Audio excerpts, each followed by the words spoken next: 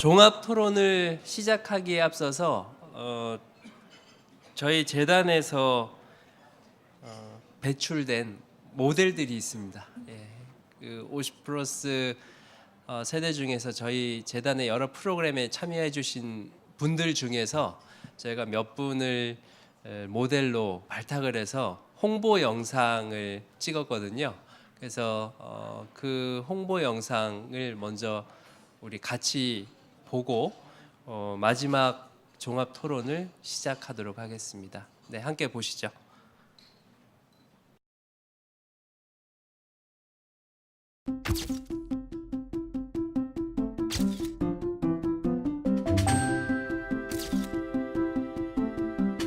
나눔과 봉사, 저와는 거리가 먼 삶이라 생각했어요.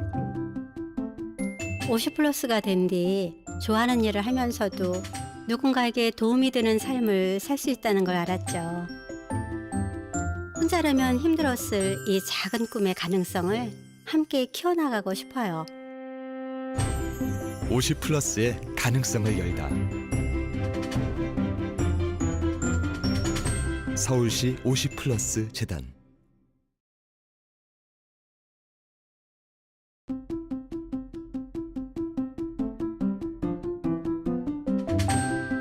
젊었을 땐 놀이를 사치라고 느꼈어요.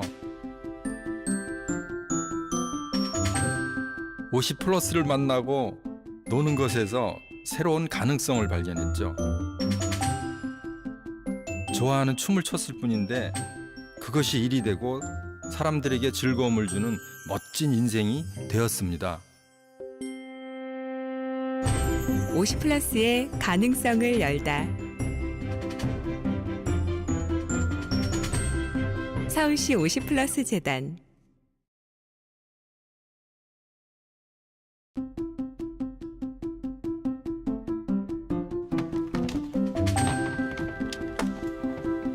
엄마만 처음은 아닌데 50 플러스가 된 뒤 처음인 아빠에게도 아이들과 소통하는 방법이 필요하다는 걸 알았습니다.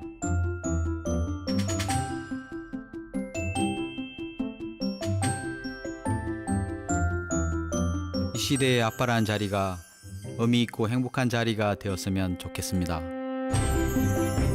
50 플러스의 가능성을 열다. 서울시 50 플러스 재단.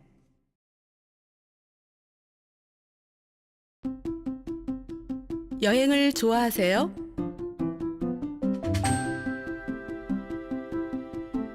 여행은 1년에 몇 번 떠나는 거잖아요.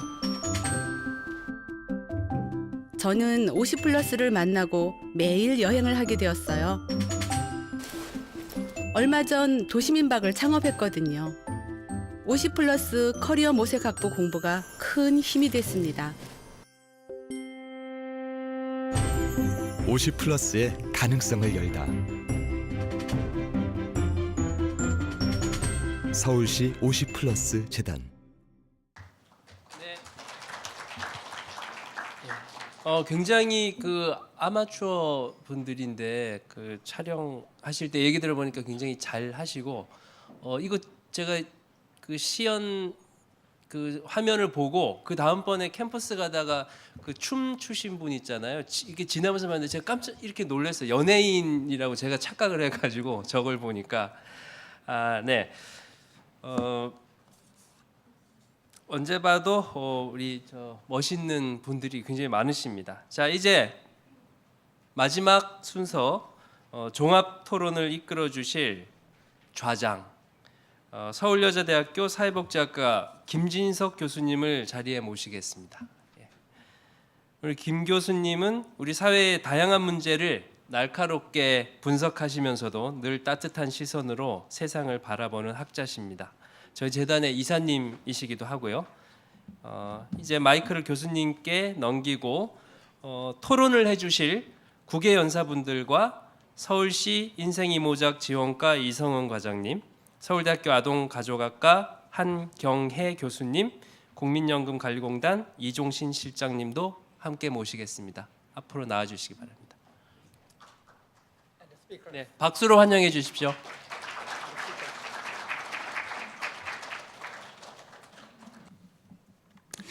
예, 감사합니다. 늦은 시간 사실 뭐 오전 일찍부터 오늘 회의가 있었다고 얘기를 들었고 아까 대표님하고 얘기를 나누는 과정에서 그래도 점심이 지나고 나면 많이 자리가 비지 않을까 주최 측에서 걱정을 하셨다는데 예상과 달리 많은 분들이 끝까지 자리를 지키고 계셔서 한편으로는 놀랍기도 하고 한편으로는 열기를 느끼게 합니다. 먼저 인사드리겠습니다. 지금만 소개받은 서울여자대학교 사회복지학과의 김진석입니다. 반갑습니다.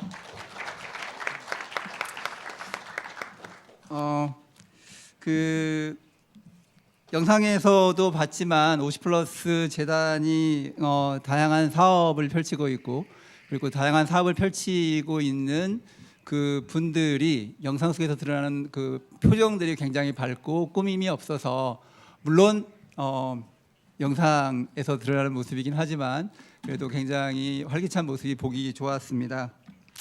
오늘 종합토론에서는 오전부터 있었던 다양한 논의, 발표 내용들을 중심으로 전체적인 토론을 통해서 발표자 여러분들과 그다음에 토론자 여러분들을 모시고 지금까지 논의했던 다양한 경험들, 논의들의 깊이를 더 깊게 할 수 있는 논의가 되기를 기대를 하면서 다양한 논의를 진행을 해보도록 하겠습니다. 오늘 종합토론에는 앞서 여러분께서 만나셨던 뉴질랜드 와이카토 대학교의 브라이언 핀센 교수님하고요. 그다음에 덴마크 제3의 커리어의 폴 에릭 팀백 대표님 그리고 영국 네스타의 캐리 디콘 선임 프로그램 매니저님을 다시 모셨습니다. 먼저 뜨거운 박수로 환영해 주시기 부탁드립니다.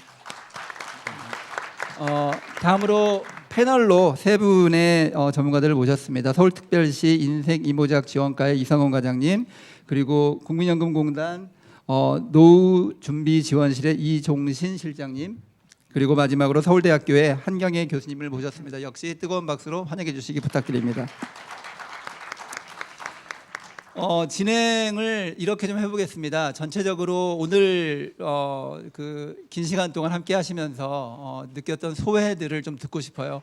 여기 오신 세 분의 발표자에게도 역시 지금 준비하신 발표를 하셨지만 본인의 소회를 밝힐 기회가 없어서 돌아가면서 대략 한 1분 정도씩 오늘 그 포럼에 참가하시면서 특히 인상 깊었던 일이나 느꼈던 점에 대해서 돌아가면서 한 번씩 얘기를 듣도록 하겠습니다. 먼저 캐리 디콘 부탁드리겠습니다. So it's fantastic to have learnt so much from you guys and seen some great examples. I think for me it's quite interesting to see you looking at this issue as a system level kind of challenge. One of the kind of things it'd be interesting to kind of look at is the relationship between learning, transition, employment and volunteering all together, and how they each affect each other. So some of the examples I could have given around the work that we're looking at in social action are around skills and employment as well. There's so much overlap between them, and how you help people navigate around those issues is really interesting. And how can we imagine things quite differently and be bold in the vision? So on the kind of employment issue that's come up a few times, there's an organisation we've backed in the UK called TimeWise, who particularly work with organisations to reimagine what work could look like. So could there be more part-time jobs, more flexible working for women returning from work, particularly from kind of career breaks, looking after children. And they've really had to look with businesses and with people quite differently at the problem and kind of challenge some of those assumptions. So it's really heartening to see the potential here, and I hope to see more grow. I'm certainly going to be taking lots of examples back to the UK with me, but I just can't kind of relay enough that all of these things need to fit together in a really great jigsaw to enable people to make the most of the opportunities, and being able to navigate those is really one of the biggest challenges that we've seen in the UK. Opportunities are available, but making your way through them can be very difficult. 네, 감사합니다. 다음으로 폴 부탁드리겠습니다. Well, thank you. I have a very short comment. I support all what Carrie just said. And I have a longer one too. Go ahead. I think we all have said before that we are very impressed that the Seoul Metropolitan Government has raised this project and financed with so much money. But I wonder when they're going to take the next step, because we know from United States it's a lot of private companies who support and are engaged in the same field. And you have a lot of big companies here in Seoul as well. So I see an opportunity that if you make agreements with big companies here, they can take their part of the social responsibility.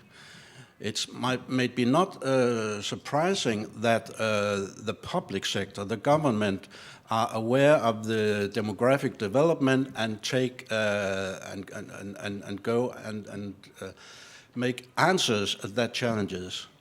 But I think it will be a very interesting way when you are going to cooperate close with the private sector. And if you, I might say when you're going to this stage, we had a short discussion about during the lunchtime, I think you have an opportunity to attract what you called, Dean Tung, the marginalized groups. Because when private companies take responsibility for their senior employees and say, before they leave our company, before they leave our workplace, we will give them the opportunity to have a look through the window to what's happening next, the next stage of life. And when they have looked into that window, then some of them, results from my workshop shows that 1/3 choose to stay more years on the job because they have a more detailed view of retirement, a more precise view than the old big story that it's just a travel and leisure and relaxation. It's more than that.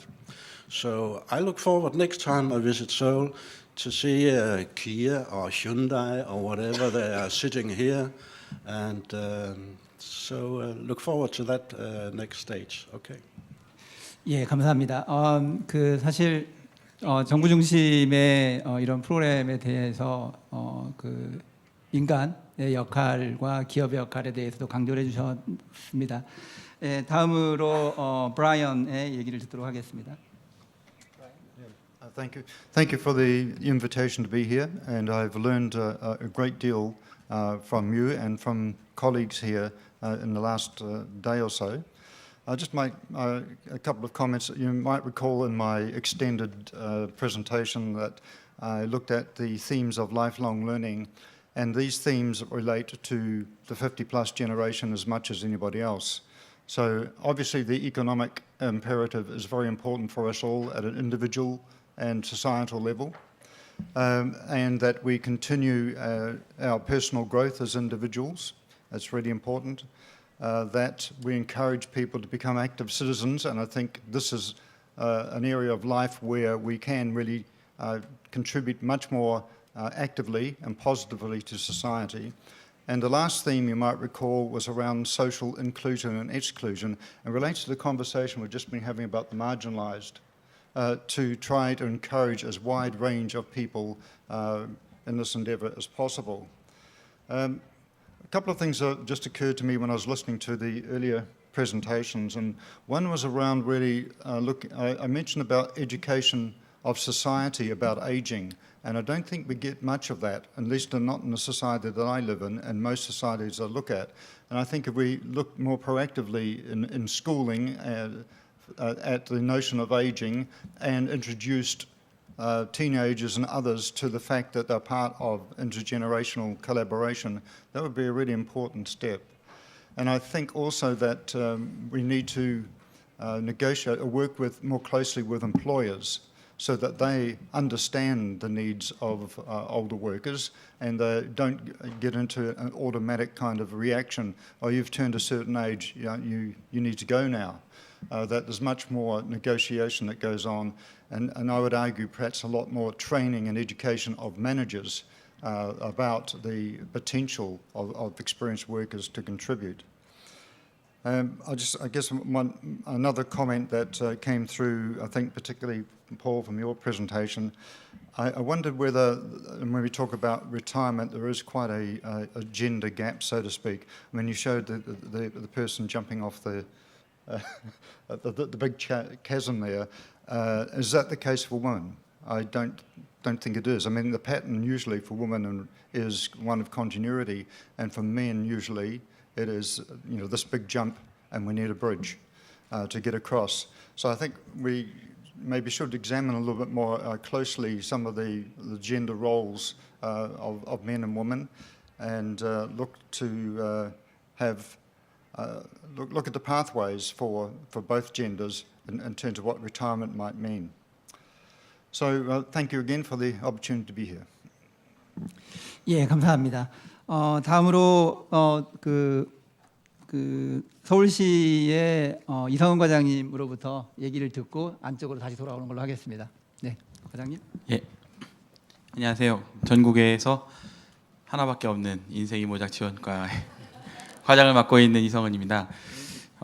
이렇게 오늘 정말 오늘 그 포럼에 대해서 소회를 말씀드리자면은 오늘 발표해 주신 많은 분들의 이야기 하나하나가 너무 이렇게 저에게는 소중하고 또 앞으로 이렇게 정책을 이렇게 추진하는 데 있어서 많은 도움이 될 것 같아서 특별히 그거에 대해서 사례를 찍어서 말씀드릴 수는 없고, 아무튼 가장 좀 오늘 내년 행사를 또 생각을 해야 되니까요. 내년 행사를 어떻게 진행할까 여러 가지 평가를 할 수 있겠지만은 좀 길었습니다. 그래서 너무 시간이 늦게 끝났는데도 불구하고 참 놀라운 거는 이렇게 늦은 시간까지 이 자리에 참여하신 참석하신 분들의 그런 열정, 그다음에 이렇게 늦게까지 오랫동안 남아서 진지하게 참여해 주시는 것 자체가 가장 저는 인상 깊었고요. 또 지금 오픈 채팅방에 올라오고 있는 여러 질문들, 이런 질문들이 그냥 던지는 질문들이 아니라 굉장히 진지한 고민 가운데서 이렇게 질문들 이렇게 올라오고, 정말 내가 고민했던 질문들 같이 하고 있구나, 이런 것들을 볼 때 여기 참여하신 분들의 그런 특별히 50+ 세대들의 그런 잠재력, 열정 느낄 수 있어서 너무 감사했습니다. 고맙습니다. 네, 감사합니다. 다음으로 국민연금공단의 노후 준비 지원실의 이종신 과장님의 실장님의 말씀을 듣도록 하겠습니다. 네, 반갑습니다. 우리나라의 노후준비지원법이 한 2년 전 2015년에 제정 시행이 됐고 지금 거의 시행된 지 2년이 돼갑니다. 정부로부터 노후준비 사업을 위탁받아서 저희 국민연금공단이 시행을 하고 있는데요. 아직 미흡한 게 많고 좀 고민을 많이 하고 있는 상태입니다. 오전 세션에서 우리 정강필 학장님 발표하시는데 딱 키워드 하나가 가슴에 확 와닿았습니다. 당신들의 천국. 저희가 지금 전국적으로 이 사업, 국민들의 노후를 어떻게 잘 지원할 건지 이런 부분을 고민하면서 주목하게 되는 게 이제 서울시에서 하고 있는 50+ 재단의 사업을 많이 보게 됩니다. 저희뿐만이 아니라 전국의 많은 지자체에서들도 관심을 갖고 벤치마킹도 하고 그러고 있는 것 같아요. 내부적으로 고민이 좀 있으시겠지만 어쨌든 바깥에서 볼 때는 굉장히 훌륭하게 사업을 잘 이끌어 가시고 있고 좋은 성과들이 나고 있다고 보여집니다. 그럼에도 불구하고 이제 가장 큰 고민이 그런 거겠죠. 지금 어떻게 폭을 넓혀서 이게 보편적인 서비스로 자리매김할 것이냐. 그게 안 되면은 그들만의 리그 아니면 서울시만의 잔치 이렇게 될 수 있을 것 같습니다. 그래서 사실은 저희 국민연금에서 하는 일이라는 게 서울시와 뭐를 경쟁하고 이럴 일은 아닌 것 같고요. 서울시 같은 지자체 아니면 기타 시민사회 단체들이 좋은 뜻을 가지고 하시는 활동, 혁신 프로그램들이 활성화될 수 있도록 어떻게 물이 돼서 떠받쳐주고 부족한 데를 채워드릴 것이냐 이런 부분을 고민을 해야 되는 것 같고요. 적어도 몰라서 참여를 못하는 분이 없도록 하는 일부터 좀 해야겠다.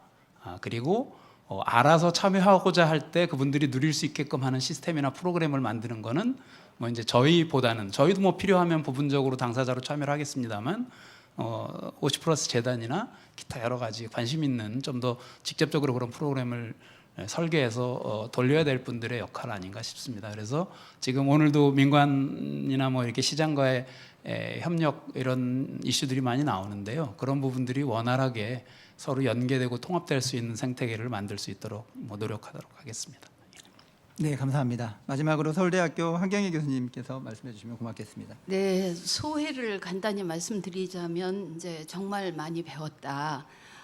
실제로 그 인구 고령화 관련되어서 굉장히 많은 논의들이 진행되어 왔는데 우리나라의 그 고령화 관련된 논의들은 제가 노년학자지만 부끄럽게도 노인 복지의 시각에서 많이 접근을 해 왔습니다. 그런데 서울시에서 50플러스 재단을 주도로 해서 이루어지시는 일들은 사실은 어찌 보면 그동안 잊혀진 세대이다 이렇게 얘기를 할 정도. 65세 이상은 노인이고 그리고 노년기에 진입할 그 전 단계에 있음에도 불구하고 노인이라는 카테고리에 들지 않기 때문에 제가 몇 년 전에 잊혀진 세대다라고 그 이름을 지을 정도로 너무 잊혀져 왔었는데 그거를 가시적으로 이렇게 포커스를 맞춰서 그 사회적인 인식에 굉장히 큰 그런 변화를 가져오신 점에 대해서 우선은 서울시하고 50 재단 플러스 재단에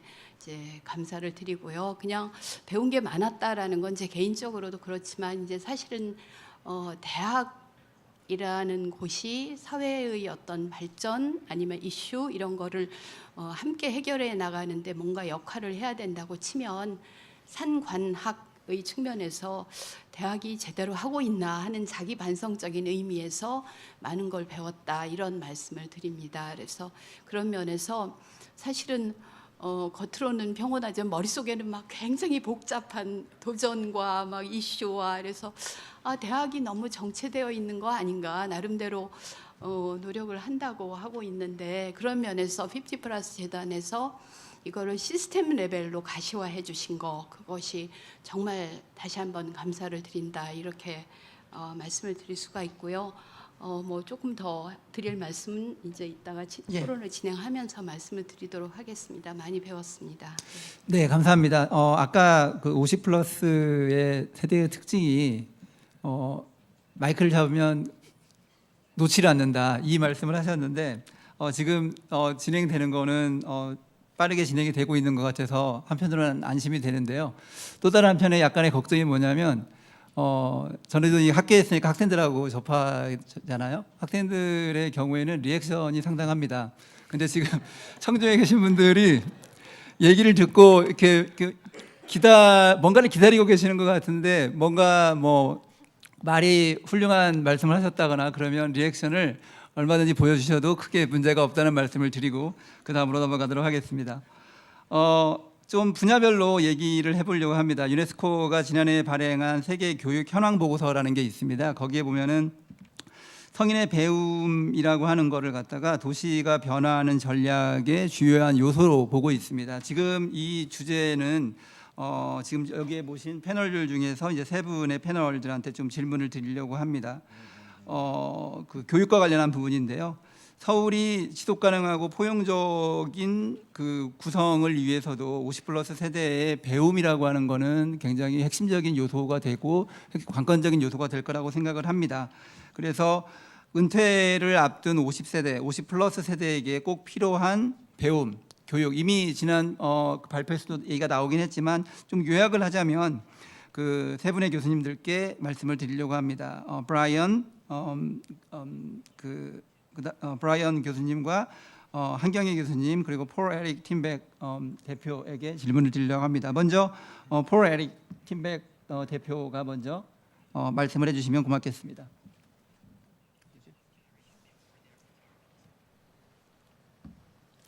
Well, actually, quite a lot of Paul's presentation was around that very fact of pre-retirement education, and that it shouldn't just happen 5 minutes before someone's about to retire. That it needs to be much more, that we need to, throughout our lives, be conscious of who we are and who we might become, and have that kind of ongoing education. And that's why I mention it even going back to schools and through to universities and so on. So it's part of the ethos of who we are, that we understand that there are special needs of older people, and that through intergenerational collaboration we can achieve a lot more. Essentially, I come from a lifelong learning framework. You will have guessed that. For me, it's learning right through life, and that model that I put up a little bit earlier today is one that I think is actually coming into fore, where education, work, and leisure, if we can get it, those things are happening simultaneously right through life. But we need also to be conscious of what's up 10 years ahead of us, 20 years ahead of us. Thank you. 예, 감사합니다. 한경현 교수님께서 혹시 you ready? Okay. Go ahead, please. Should I give a short answer as well? Yes. They have an illustration I didn't show today, but yesterday in the workshop from they made a survey in the United States that we have changed from a two-phased retirement to a four-phased. We all have the perception that we just have work time and then we have leisure, the old two-phased. But they made a survey by the Mary Lynch Foundation and the H-Wave group, and they showed, they asked a lot of people that there is a four-phased retirement plan. First you work, and then you have a transition period where and when you ask what are you going to educate or train people in this period, they have this expression that in the transition period they have to recharge, retool, and relax. Relax, we know. And retool, they have to learn new skills because it's a new start, a new beginning. It's not quite a new beginning because you have a lot of things that you're good at, so most people, they are just building new facets, new parts to their core competences. And to retool, they have to get new energy, and a way to find new energy is to challenge yourself mentally and physically and meet other people. Talk with, have a dialogue with other people, counselors and trainers, but also your neighbor and people in the same situation. So it might be the thing that Brian called informal learning, where you pick up a lot of things from other people, but be open-minded and recharge, refuel, and relax. Okay. 예, 감사합니다. 아까 브라이언 교수님께서 말씀하셨던 거와 연결을 해서 그 informal relationship, informal learning, 그러니까 정규적이지 않은 그런 교육에 대해서도 강조를 해주신 그런 말씀이셨습니다. 다음으로 황현희 교수님 말씀해 주시면 고맙겠습니다. 예, 제가 그 서울대학교에서 그 제3기 인생대학 아까 그 발표자께서 말씀하신 그 U3A라는 걸 하고 있는데 이제 그거를 프로그램을 만들면서 은퇴를 앞두신 분들에게 뭘 교육을 해야 되나 그래서 막 강의를 막 스케줄을 만들고 뭐 강의도 셀렉트하고 그래서 몇 년을 하면서 이제 제가 느낀 게 사실은 너무나 알고 계신 것들이 많아서 대학에서 그걸 일방적으로 제가 교육을 시켜드릴 일은 아니다 하는 걸 이제 깨닫게 됐습니다. 그러면 뭘 이제 질문하신 게 꼭 필요한 교육이나 꼭 필요한 배움이 뭐냐라고 물으셨기 때문에 그거에 맞춰서 응답을 드리자면 그 제3기 인상대학에 다니시던 한 남자분이 퇴직하시고서 30몇 년을 계속 이제 열심히 일하다가 막상 퇴직을 하니 차선이 없는 도로에 내던져진 것 같다라는 그런 표현을 쓰시더라고요. 그래서 참 짠하다, 안타깝다 이런 생각을 했었습니다. 그런데 사실은 우리 오늘 발표하신 그 외국의 패널 분들이 많이 말씀하시기를 뉴 비기닝이다라는 의미로 놓고 보면 여태까지 우리는 그냥 차선을 넘지 말라고 그걸 열심히 쫓아왔었는데 이제는 내가 나의 갈 길, 차선을 크리에이트 할 수 있다라는 면에서 보면 참 굉장한 일 아니냐, 좋은 일 아니냐, 뭐 이런 그래서 실제로 앞에 놓인 가보지 않은 길을 어떻게 잘 크리에이트할 것인가에 대해서 상상력이라든지 아니면 스스로에 대한 믿음, 가능성 이런 것들을 찾을 수 있도록 해주는 것이 교육의 핵심이 되어야 되지 않을까 이렇게 생각을 합니다. 새로운 출발, 그게 굉장히 좋은 경험이 되기 위해서는 사실은 자기 성찰과 자기 이해가 필요한데 30년, 40년 일하느라고 별로 그럴 기회가 없었습니다. 그리고 사실은 나이 들어간다는 것이 우리 스스로에게 어떤 변화를 가져오는지에 대해서도 배울 기회가 없었습니다. 그래서 저희가 제공하는 그런 강의나 프로그램 중에 나이 들면서 우리 세월에 따라서 심리적인 것이 어떻게 변화되고 내가 왜 이러지 하는 게 사실은 나만의 문제가 아닌 거 뭐 이런 것들을 배우는 것 그게 굉장히 효과적이었다 하는 면에서 제 경험으로는 그런 나이 들어가는 자기에 대한 어떤 이해 그러니까 나는 여전히 젊거든이 아니라 사실은 나이 들어가는 부분에서 어떤 점이 좀 부정적인 면이 있다 하면 어떤 점이 좀 더 긍정적인 면이 있고 이런 균형 잡힌 시각을 가질 수 있도록 하는 거 자기 성찰하는 어떤 기회를 주는 것 이런 것들이 배움이나 교육의 어떤 한 부분이 아닐까 이렇게 생각을 합니다. 네, 감사합니다. 전체적으로 뭐 인생체 설계의 과정에서 그러니까 공식적인 교육 우리가 지금까지 익숙해 있었던 공식적인 교육도 중요하지만 비공식적인 교육 그리고 그 비공식적인 교육을 통한 자기 성찰 이런 것들에 대한 중요성을 전체적으로 말씀을 해주신 것 같습니다. 그 다음으로 좀 주제를 넘어가서 이제 아까 얘기를 하는 과정에서 제가 이제 좀 관심을 가지고 있는 분야이기도 한데요. 많은 분들이 그 시민적인 역량의 성숙 그리고 소위 우리가 민간이라고 얘기하는 민간의 역할 중심의 그 50플러스에 대한 설계 이런 것들이 이제 주로 얘기가 되었었는데요. 그럼에도 불구하고 정부의 역할이라고 하는 거에 대한 고민도 우리가 같이 해야 될 것이라고 생각을 합니다.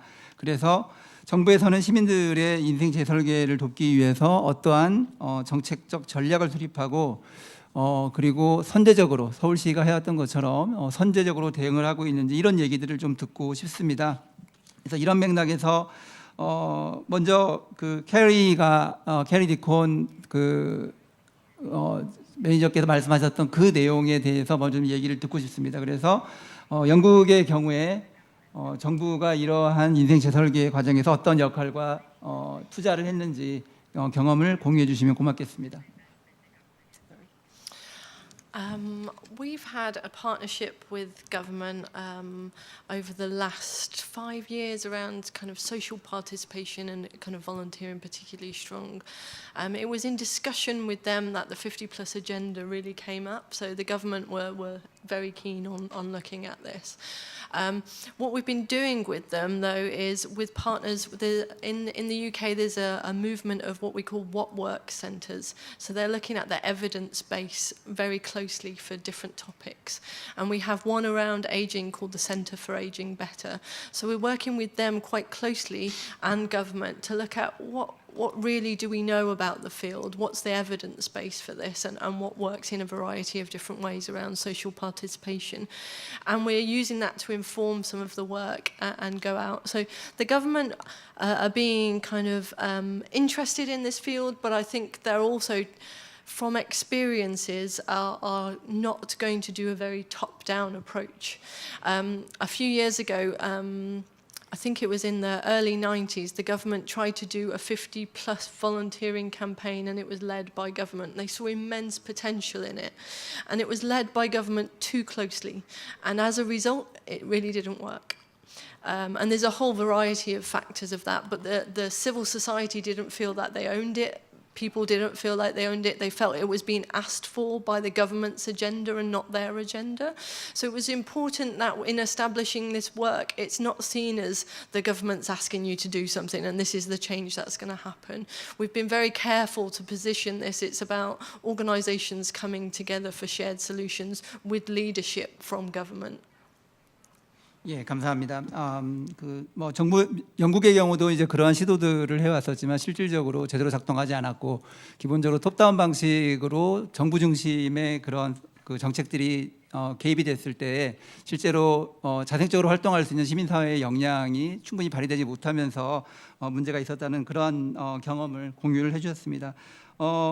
지금 이 패널 중에도 이제 정부의 이제 금방 그 캐리가 얘기했던 그런 문제점의 측면에서 정부 중심으로 접근하고 있는 또 다른 접근이 있죠. 그래서 국민연구공단의 이종신 실장님께서 한국의 계획 혹은 고려하고 있는 바 말씀해 주시면 고맙겠습니다. 네, 우선 이 주제를 얘기하는 게 굉장히 부담스러웠는데 앞서 좀 면죄부를 주신 것 같아서 좀 다행입니다. 정부가 너무 나서서 하면 안 되겠네요, 그죠? 그럼에도 불구하고 뭔가 하기는 해야 될 것 같은데 앞서 뭐 한 2년 지금 법 제정이 돼서 일을 하고 있다고 말씀드렸습니다. 인생 설계를 위해서 저희가 접근하는 방법론은 기본적으로 각 국민의 노후 준비 상태를 진단하고 상담해서 어떤 교육 수요가 있는지를 판단해서 교육 서비스를 제공해라. 그래서 뭐 해결할 수 있으면 자체적으로 해결하고 그게 안 되면 사회에 널려 있는 관계 자원들을 연결해서 솔루션을 찾도록 해주고 그리고 나서 행태 변화가 이루어지지 않은지 계속 모니터링하고 사후 관리 서비스를 해줘라 이런 정의가 내려져 있는데 교육 쪽만 딱 이제 초점을 맞춰서 그러면 2년 동안 저희가 무슨 일을 어떻게 해왔냐를 이제 살펴보고 있습니다 요새. 결론부터 말씀드리면 좀 반성을 많이 하고 있고요. 그래서 좀 많이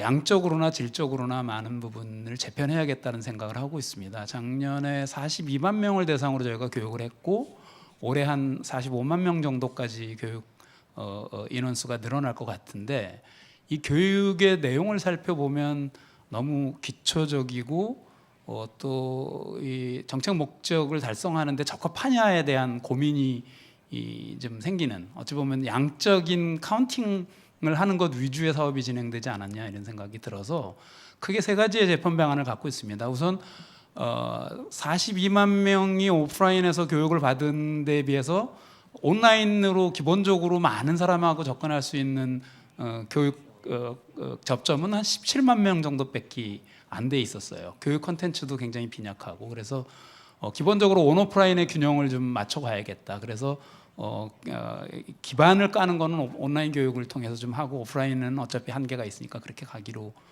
지금 전략을 정하고 있고요.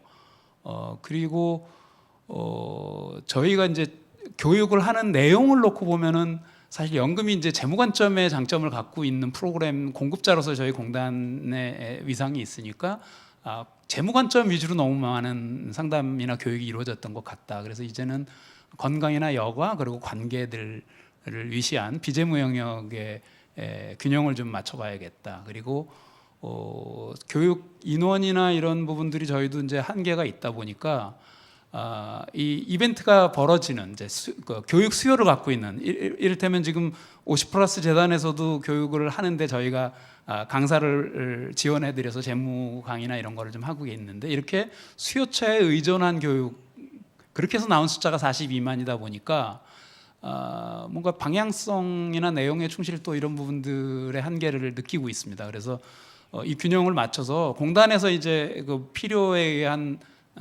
기획성 프로그램들을 만들어서 이 두 바퀴가 균형 있게 같이 돌아가도록 하고 그걸 토대로 이게 기초교육이라면 이제 좀 더 가치 있는 심도 있는 교육 프로그램으로까지 좀 진전을 해나가는 뭐 그런 계획을 갖고 있습니다. 네, 감사합니다. 그 주제 다음 주제로 넘어가기 전에 브라이언 핀센 교수님한테 제가 부탁을 드린 거가 좀 교육 학자의 입장에서 전반적으로 전 세계적인 인생 후기의 교육 지원 정책 이런 것들이 어떻게 되는지 좀 얘기를 들어보고 싶어서 부탁을 드렸는데요. 혹시 준비되셨으면 말씀해 주시면 고맙겠습니다.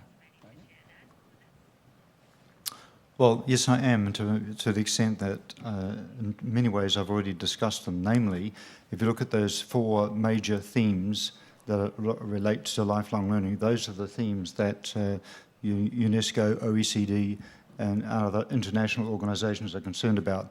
Now, obviously, some of these themes actually rub up against each other. They're not necessarily fully compatible.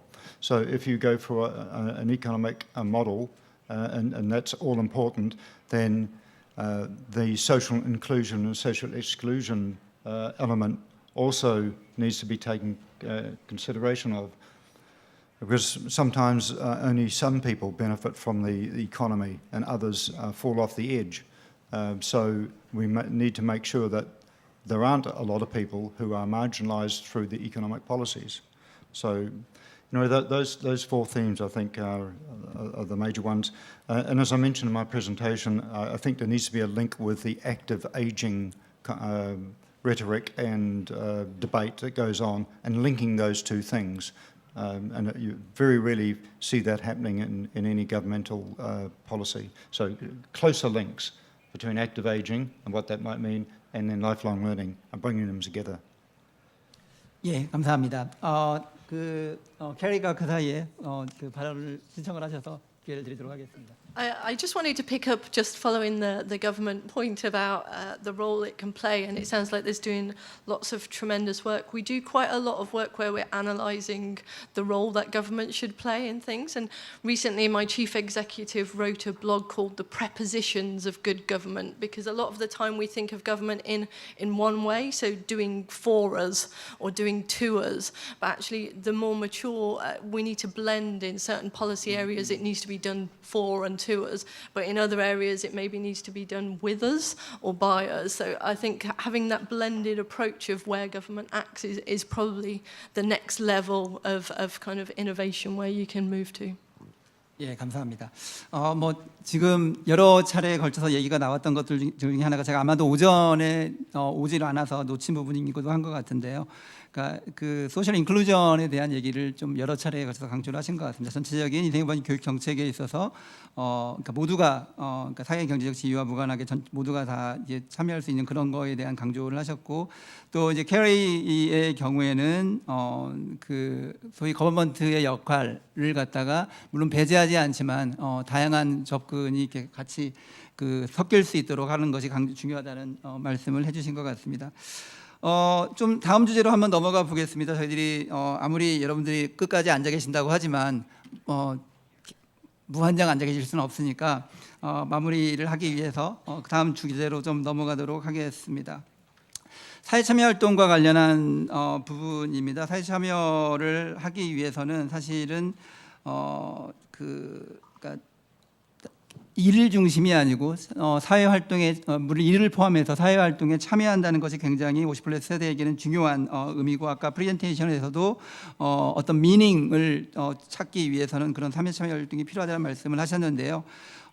지금 우리가 주요하게 고려하고 있는 이 활동에서의 주체들 민, 관, 학 그리고 연구까지를 포함한 연이 함께 협력할 수 있는 방안을 좀 모색을 해봤으면 좋겠습니다. 그래서 이거에 대한 논의를 먼저 이 부분을 하고 계시는 그 한경애 교수님께서 먼저 말씀을 좀 열어주시면 고맙겠습니다. 네, 그 50+ 세대들의 사회 참여와 관련해서는 아까 제가 반성을 한 것처럼 대학이 별로 활발하고 제대로 잘 못하고 있다 하는 생각을 합니다. 그럼에도 불구하고 이제 우선은 대학이 가지고 있는 어떤 특별한 점은 우리 한국 사회가 특히 대학에 대해서 가지는 어떤 신뢰 이런 것을 볼 때 그런 리딩 롤을 해줘야 되고 대학이 좀 적극적으로 한다고 하면 아마 시너지가 좀 많이 그 민관학의 그런 시너지가 좀 더 나지 않을까 이렇게 생각을 합니다. 뭐니 해도 대학이 잘 하는 것은 이제 연구하고 가르치는 일인데, 사실은 아까 말씀드리는 것처럼 이 50+ 세대는 사실은 일방적인 그 교육을 받는 것보다는 이렇게 제공할 것, 컨트리뷰션 할 것이 굉장히 많은 세대라서 그 부분을 대학이 어떻게 잘 활용하느냐 하는 것이 이제 중요한 이슈이다. 그러기로 하면 제도로서의 대학, 한국의 제도로서의 대학이 얼마나 사실은 닫혀 있고 변하지 않는가 하는 그 현실을 생각할 때는 사실은 깝깝합니다. 그래서 그런 면에서는 대학이 변해야 되는 부분이 많이 있는데 그 시스템이 변하기가 그렇게 쉽지 않은데 다행히도 이제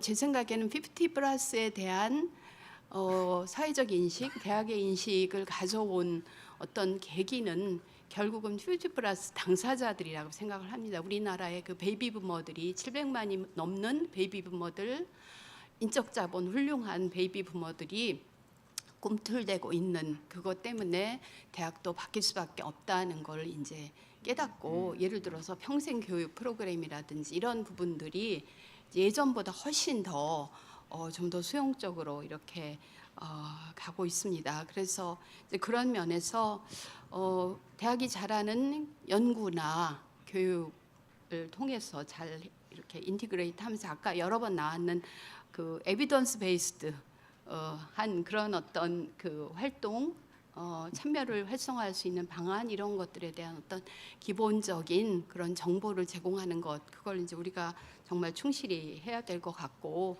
사회 참여 관련되어서 아니면 그 50 플러스 재단과 50 플러스 그 인구 집단과 관련되어서 많은 논의들이 사실은 강의나 교육의 형태로 되고 있는데 대학에서 이 부분을 연구하는 전문가로서 입장에서는 사실은 그게 막 활성화되는 한쪽에서 퀄리티 컨트롤이 조금은 좀 미흡하지 않나 하는 부분을 솔직히 좀 느끼고 있습니다.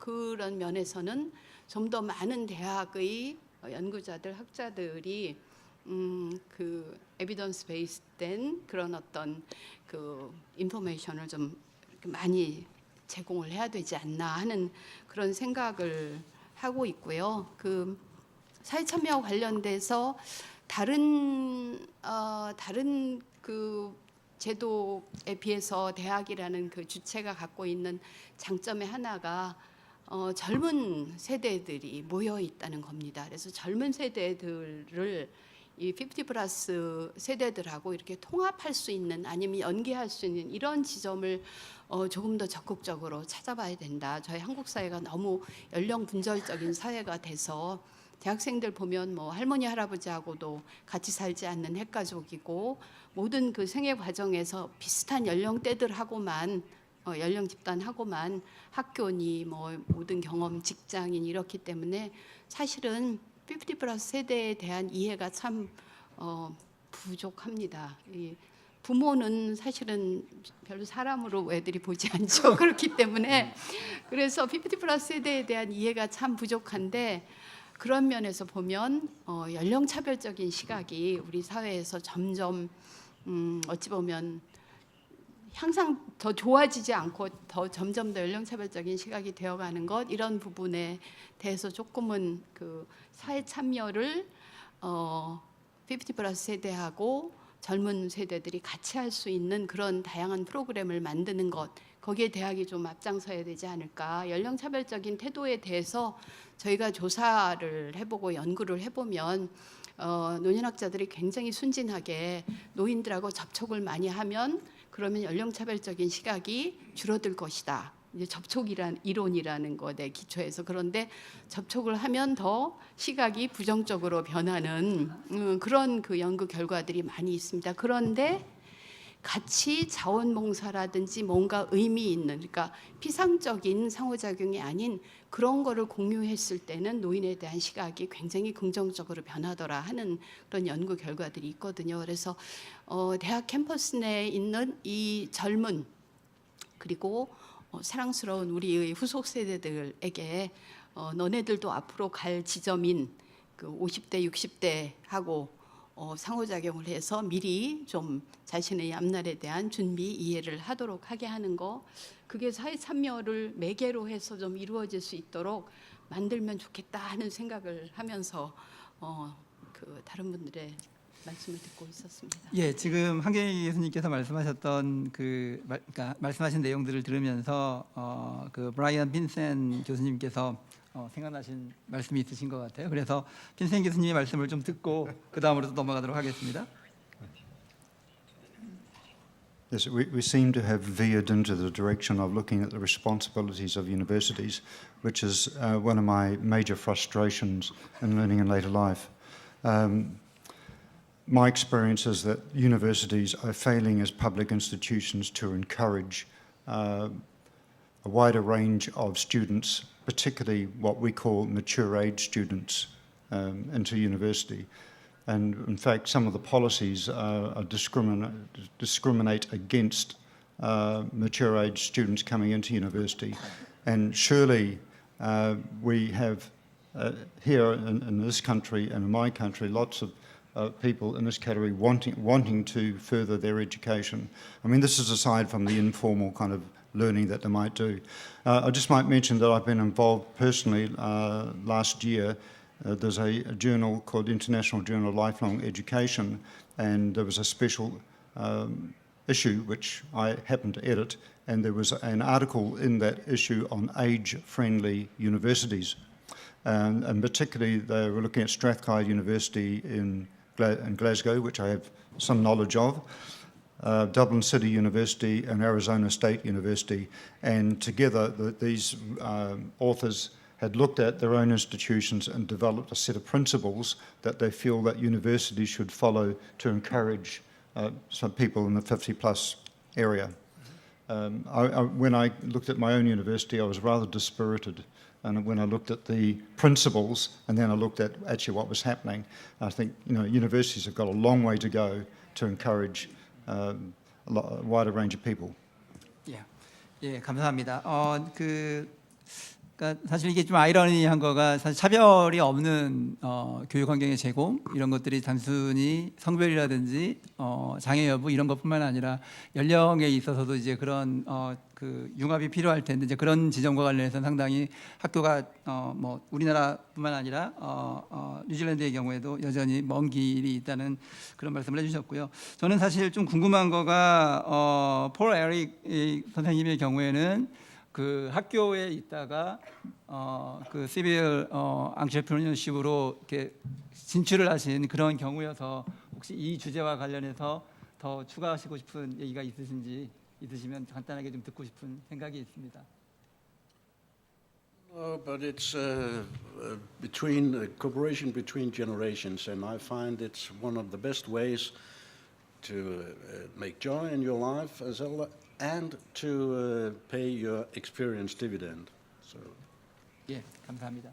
그 한 가지만 더 얘기를 하고 이제 마무리를 좀 하고 싶은데요. 그 이제 서울시의 경험에 대한 얘기를 조금 듣고 마무리를 하려고 합니다. 그 서울시가 지금까지 이런 아까 그 실장님께서 말씀하셨던 것처럼 그리고 과장님께서 다소 두렵게 그리고 다소 자랑스럽게 말씀하셨던 것처럼 전국에 하나밖에 없는 과에 있으시면서 전국에 하나밖에 없는 재단에 이제 관할을 하고 계시는데 사실은 이러한 모든 것들이 새로 한다는 것은 굉장히 큰 실험이거든요. 서울시가 하고 있는 다양한 실험들 중에서 큰 실험 중에 하나인 그 50+ 정책 사업 추진에 있어서 서울시가 지금 나왔던 교육과 관련한 부분 그리고 50+의 사회 참여와 관련한 부분 전체적으로 봤을 때 반드시 염두에 두어야 된다고 생각하는 지점에 대해서 한두 가지 정도만 좀 팁을 주시면 고맙겠습니다.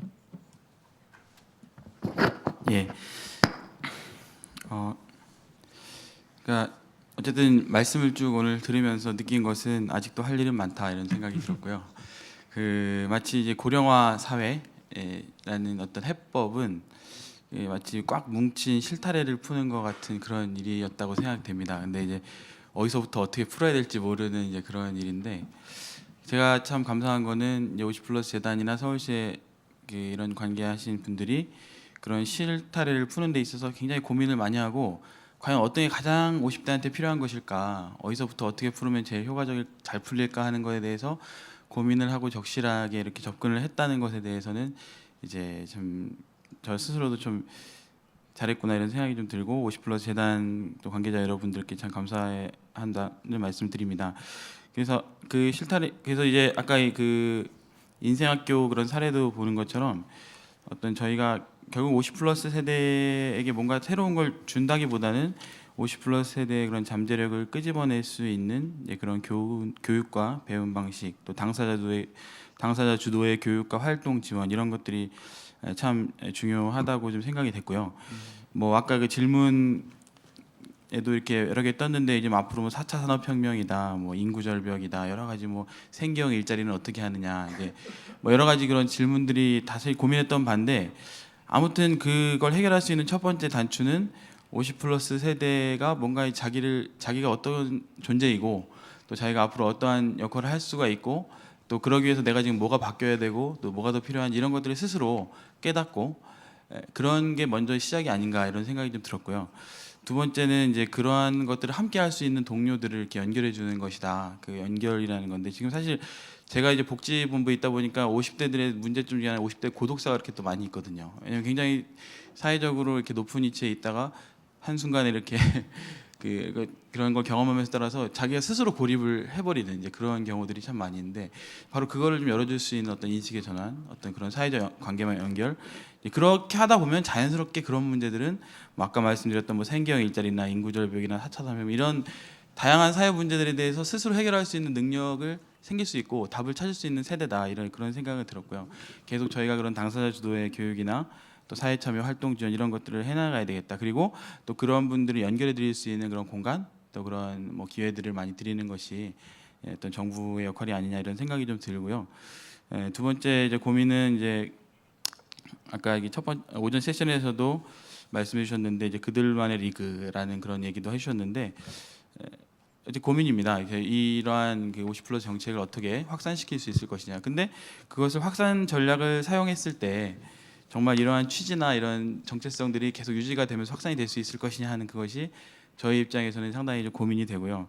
아무튼 저희가 이 여러 가지 고민이 있지만 제일 중요한 포인트는 50+ 세대 당사자들의 그런 역량을 최대한 이끌어낼 수 있는 그런 방향성으로 가야 되겠다 이런 생각이 들고 저희는 뭐 이런 캠퍼스 교육 과정이라든지 또 보람 일자리라든지 이런 디딤돌들을 이렇게 하나 둘씩 이렇게 필요한 것들 놔드리는 그런 정도 역할이 아니냐 생각이 됐고 마지막으로 이런 정책을 추진하면서 좀 실질적인 노하우라고 한다면 저희가 이 50+ 정책이 뭐 지금까지 나름대로 성공적으로 올 수 있었던 이유는 그 거버넌스입니다. 근데 거버넌스를 이룰 수 있었던 핵심은 뭐였냐면 거버넌스를 가능케 한 그 중심축이 있었다는 거죠. 그래서 사실 처음에 이 사업을 추진하면서도 굉장히 논란이 있었습니다. 50+ 재단이라는 걸 꼭 별도에 만들어야 되느냐부터 시작해서 50대들에게 더 어려운 사람도 많은데 어떻게 50대들에게 뭐 더 지원하는 것이 필요하냐 이제 그런 이야기들 두 가지 정도 요점이었는데 아무튼 저희가 결과적으로 보니까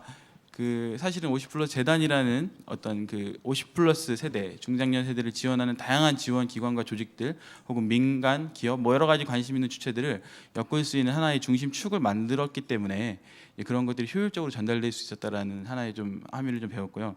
두 번째 이제 50대에 대한 지원이 저는 이렇게 생각합니다. 50+ 정책은 정말 예방적인 정책이다. 지금까지 저희가 했던 모든 정책들은 복지 정책도 다 이렇게 이미 나락에 떨어진 사람들을 이렇게 이끌어주는 사후 치료적인 그런 성격이었는데 우리가 고령화라는 어떤 사회적인 과제에 있어서 정말 어떤 게 비용이 덜 들겠느냐. 이분들이 다 노인이 된 다음에 이걸 사회적 문제로 해결하는 것이 맞느냐 아니면 그분들이 생산적이고 활동적인 노후를 진행시킴으로써 우리가 당면한 사회 문제들을 예방적으로 하는 것이 맞지 않냐. 그래서 저는 좀 과감한 투자가 필요하다 그런 생각이 좀 들었고요. 그래서 뭐 여기 계신 모든 분들이 그런 서울시가 혹은 또 정부가 그런 중장년을 위한 또 고령 사회를 위한 과감한 투자를 할 수 있도록 많이 또 응원해 주시길 부탁드립니다. 감사합니다. 네, 감사합니다.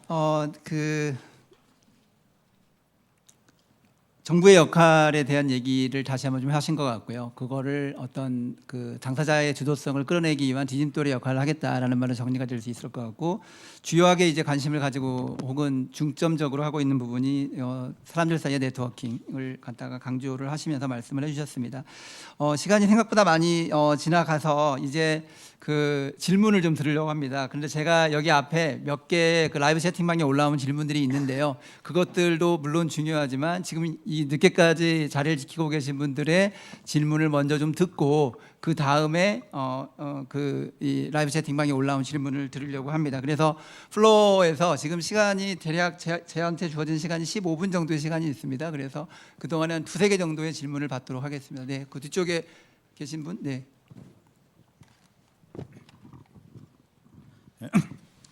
예, 반갑습니다. 오늘 아침부터 또 오후까지 많이 배웠습니다. 배우는 것은 역시 즐겁다라는 생각을 해봅니다. 저는 한국중앙자원봉사센터에서 지금 이제 대표로 있는 오창섭이라고 합니다. 자원봉사 쪽 일을 하지만도 제가 학계에 오랫동안 이제 학교에서 학생들을 가르치다가 이제 현장으로 왔기 때문에 인생 이모작이라든지 또는 자원봉사라든지 또는 교육이라든지 모든 것이 사실은 이제 제가 관심 분야였습니다. 그래서 이 부분에 대해서는 하고 싶은 얘기들이 굉장히 많이 있습니다. 간단히 요약해서 말씀드리면은 지금 오늘날 50대는 내몰리는 세대다. 저는 그렇게 봅니다. 은퇴를 앞두고 또 이제 앞으로 이제 미래를 어떻게 준비할까 내몰리는 세대인데 그 50대의 자녀들 20대가 역시 또 내몰리는 세대로 이제 나와 있습니다. 그래서 20대와 50대가 내몰리는 세대로 오늘날 이렇게 있는데 이 시대가 필요한 어떤 키워드가 뭔가를 봤을 때 저는 응원이 아닐까 이런 생각을 해봅니다. 50+ 재단에서 결국 우리가 하는 일도 응원이라는 거죠. 사람들한테 용기를 북돋워 놓고 이제 다음 어떤 이렇게 삶을 설계하도록 가는 건데 젊은 세대도 역시 그것이 필요하다라는 거죠. 그래서 제가 드리는 어떤 포인트는 이겁니다. 우리가 이제 자원봉사라고 이렇게 이야기를 하지만 저도 이제 자원봉사 현장에 있지만 구체적이고 실제적인 어떤 이제 프로그램을 통해서 우리가 다음 세대를 생각하는 그런 형태로 50+의 의미 있는 여행을 가도록 이제 스타트를 시켜야 된다라는 얘기를 하고 싶습니다.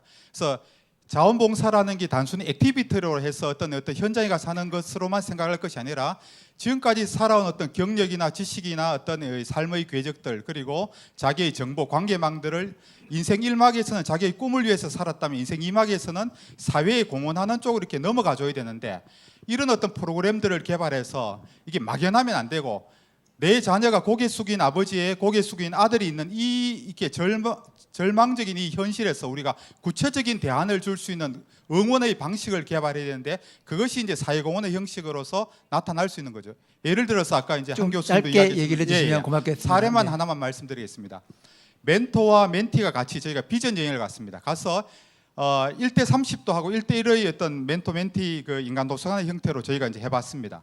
그래서 한 사람의 젊은이가 요즘 진로를 두고서 굉장히 고민을 하고 있는데 거기에 대해서 다양한 경험을 가진 어떤 멘토들이 자기의 경험을 활용해서 집단지성을 통해서 이제 여러 가지 아이디어 진로에 대해서 해줍니다. 비행기를 날려서 그 친구들한테 메시지를 전할 때 굉장히 해피한 것들을 저희가 볼 수 있었습니다. 거기서 다루지 못한 것을 1대1로 또 이렇게 해서 실질적인 도움을 줄 수 있는 50+ 세대의 자원봉사 형태가 되어야 되는데 어떤 액티비티 활동으로 하는 것들은 한계가 있다. 하나만 더 말씀드리면 그리고 이제 인생 2막의 어떤 과정들을 보면요. 자원봉사가 성숙한 시민의 살아가는 방식이기 때문에 인생 2막 설계의 어떤 처음에 전초에서 분리될 수 없다고 생각합니다. 처음에 인생 2막 설계에서 의미 있는 성공이나 의미 있는 인생이 뭐냐라고 할 때 자원봉사가 함께 다루어지는 쪽으로 교육 커리큘럼이 계획되지 않으면은 이 분리된 어떤 교육으로서는 제가 볼 때는 한계가 있다. 그런 말씀을 좀 드리고 싶습니다. 예, 감사합니다. 뭐 질문이라기보다는 그 본인의 의견을 말씀해 주신 것 같고요. 그다음 혹시 또 다른 그 패널이나 발표자에게 질문 있으신 분, 예, 그쪽에 계신 남자분이 아까 먼저 손을 들으셔서. 예, 서울시 사회공헌 활동가 도심권 50+ 그 스마트폰 교육 사업단의 강사로 활동하고 있는 안상호라고 합니다. 제가 그 지금 그 언급이 나온 상태를 보면은 그 한 교수님의 그 세대 간의 단절, 그다음에 이성훈 과장님의 그 고독사 문제 이런 것이 다 이 정보 격차로 인한 정보 소외에서 많은 부분이 차지하지 않나. 그래서 그 정보가 소외돼 가지고 아예 사회로부터 소외되는 그런 과정을 겪는 것 같아서 그런 거를 좀 해소하고 정부 정책 안으로 끌어들일 수 있는 방안이 정보도 하나의 복지로 생각해서 정보 복지 개념을 좀 도입해서 그러한 사람들을 보듬어 줄 수 있는 어떤 좋은 그 방안을 좀 이끌어내 줄 수 없을까 하고 한번 여쭤보고 싶습니다. 네, 이상입니다. 예, 감사합니다. 그러니까 정책적인 부분에 대한 제안을 하신 것 같고요. 이것도 역시 논의를 하기보다는 일단 제안으로 받아들이고 그 질문, 그러니까 패널이나 이분들에게 질문이 있으신 경우에 의견을 좀 듣도록 하겠습니다. 아까 손 드셨던 분 말씀하시겠어요? 네, 그 바로 옆에 계신 여성분께 여기 녹색. 예. 예, 안녕하세요. 앉아서 해도 되나요? 네. 예, 저 은평에 사는 이기보라고 합니다. 저 이성은 과장님께 좀 여쭤보고 싶은 게 있는데, 저도 이제 50+ 당사자로서 지금까지 재단이나 서울시 정책에서 보면은 복지의 관점에서 접근을 하고 있다는 느낌을 좀 많이 받았고요. 잘 해 오셨는데 이제 시작을 이제 했다고 봅니다. 그래서 아까 정 학장님 말씀하신 대로 본인들을 이제 말랑말랑하게 이렇게 좀 돌아보는 이런 이제 판을 깔고 계셨다고 하면 그다음에 이제 2단계로 좀 넘어가는 게 필요하지 않을까 싶은데 그게 사회 참여라고 얘기하는 거에 50+가 갖고 가야 되는 궁극적인 상이 뭐가 있는지 그게 좀 궁금하고요. 제가 마을에서 좀 현장 활동을 좀 하고 있어서 보면은 그 마을이라고 하는 가장 어떤 삶의 현장에 50+가 들어가서 그 이후의 세대를 위해 이후의 어떤 그 사회의 모습을 그려내는데 주체로서 좀 활동할 수 있는 그런 관점의 변화와 그런 정책이 좀 필요하지 않을까 이런 생각을 하는데 혹시 그런 쪽에 뭐 준비하고 계신지 좀 궁금해서요 여쭤봅니다. 예, 이거는 이성훈 과장님께서 혹시 답이 가능하실까요? 예, 뭐 충분한 답이 될지 모르겠습니다만 사실은 그 마을 특별히 이제 직장 경력이 있는 그런 50대 은퇴자들의 경우에 있어서 그런 지역에서 적응해 사는 것도 굉장히 중요한 과제입니다. 어려운 일이고 숙제인데 사실 그래서 그런 문제들은 저희도 좀 인식하고 있고 뭐 몇몇 캠퍼스에서 그런 지역에서 어떤 뭐 지역 대비 과정이라든지 뭐 여러 가지 마을살이 여러 면에서 좀 그 프로그램들은 식으로 이제 진행을 하고 있고 그래서 그 굉장히 중요한 포인트라고 생각됩니다. 마을 사업과의 어떤 지역 사업과의 연계와 협력 굉장히 중요한 포인트고 저희가 이 50+의 어떤 뭐 상이라고 하면요, 저희는 이제 앙코르 무브먼트 표방하고 있습니다. 우리에서 뭐 3P 어떤 개인의 삶의 어떤 성취, 패션, 그다음에 또 사회공헌, 퍼포스, 그다음 페이체크 약간의 그런 활동 보조. 어떤 저희가 하고 있는 운동이라고 하면은 개인과 또 사회에 동시에 기여를 하면서 좀 긴 활동을 통해서 적은 소득이지만 유지할 수 있는 어떤 그런 일자리들 좀 많이 만드는 걸 목표로 이렇게 말씀드릴 수 있을 것 같습니다. 예, 감사합니다. 그 시간이 거의 다 돼서 이제 제가 여기 올라온 질문 중에 하나인데요. 하나를 뽑아서 질문을 세 분께 드리려고 하는데 이건 굉장히 저의 바이어스가 가미되어 있는 질문으로 제가 뽑은 겁니다. 그래서 이제 구체적으로 나온 질문 중에 하나가 자원봉사 활동을 하고 있는 분들의 경제적 환경에 대해서 얘기입니다. 그래서 경제적 환경이라고 하는 것이 활동의 적극성이라든지 지속 여부에 관련이 있을 수도 있을 것 같고요. 그다음에 아까 이성은 과장님 말씀하셨던 것처럼 우리의 50+에서는 그 사회에 대한 기여라고 하는 것뿐만 아니라 그 크기에 따라서는 차이가 있을 수 있지만 그 경제적인 수입에 대한 것도 같이 고려를 하고 있는 게 사실입니다. 그래서 그런 측면에서 현재 그 영국, 그다음에 덴마크 그리고 뉴질랜드 이런 곳에서는 사회 활동과 관련해서 그런 기여와 그다음에 수입이라고 하는 걸 갖다 어떻게 밸런스를 맞추고 계시는지 그런 경험에 대한 얘기를 듣고 싶습니다. 혹시 Gary, you go first. I think it's a huge issue because the evidence suggests in the UK those who are most economically safe and secure are most likely to give their time.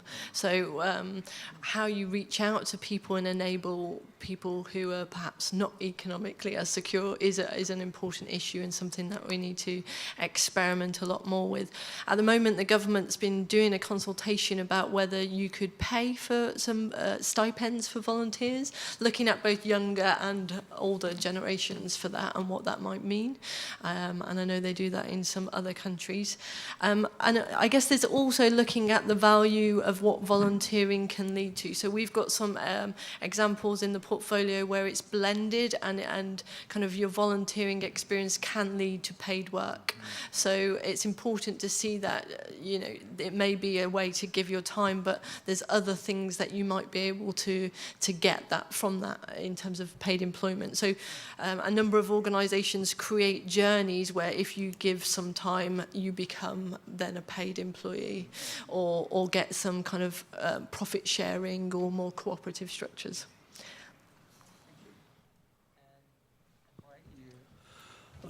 I'm more concerned about the question, how can we not only open the doors to the volunteer world, but open the eyes of 50 plus, of all the values hidden in this world. I understand that only 20% of 50 plus are volunteer here in Seoul, so there are a lot of potential. And ways to open the eyes and the doors.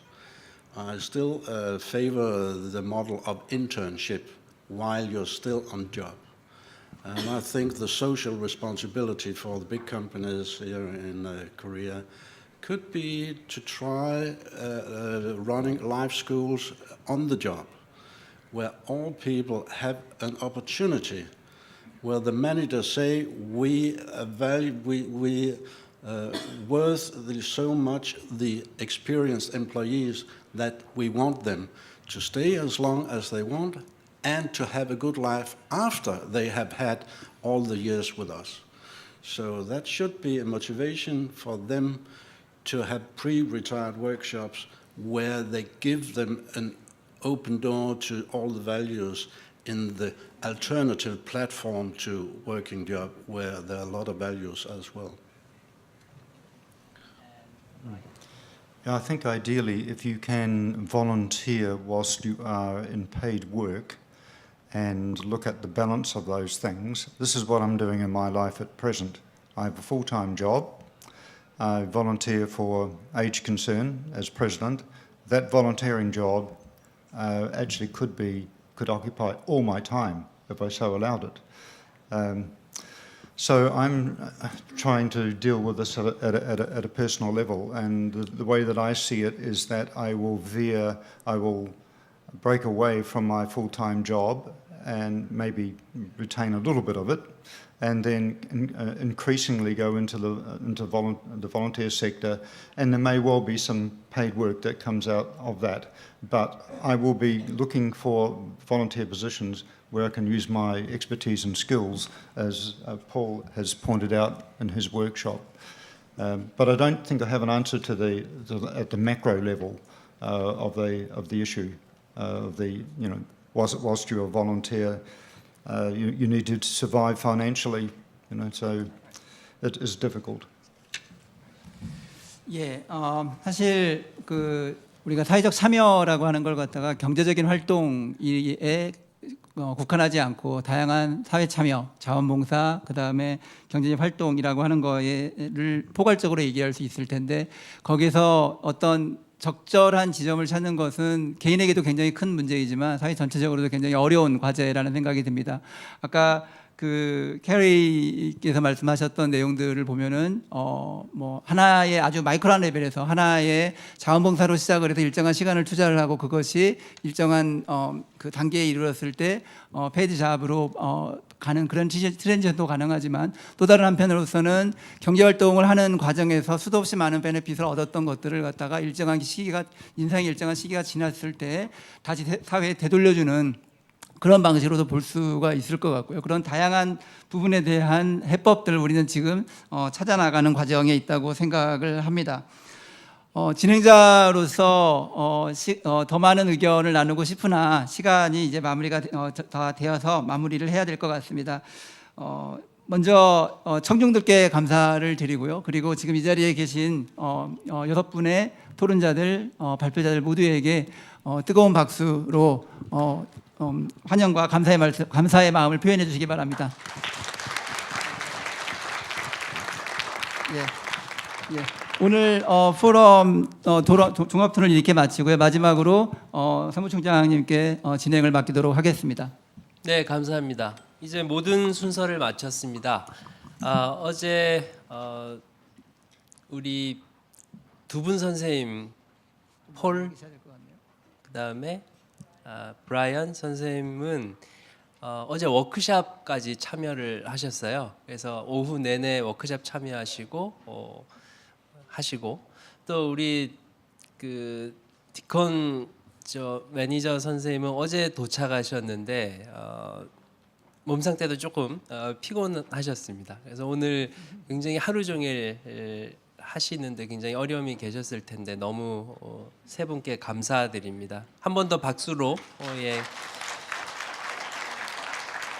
오늘 그 포럼을 통해서 우리 50+ 세대의 배움과 사회 참여에 대한 우리 사회의 열정과 또 고민을 확인할 수 있었고요. 또 여러 나라의 사례를 통해 국제적 공감대도 확인할 수 있었던 것 같습니다.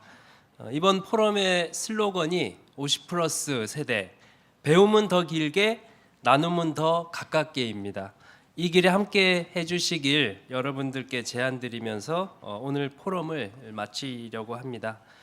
나가시기 전에 한 가지 당부 말씀드릴게요. 동시 통역 리시버와 클리커 꼭 반납해 주시고요.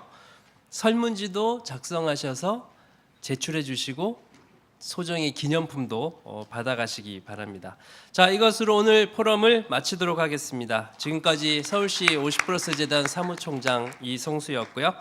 긴 시간 함께 해주셔서 감사합니다. 안녕히 돌아가십시오.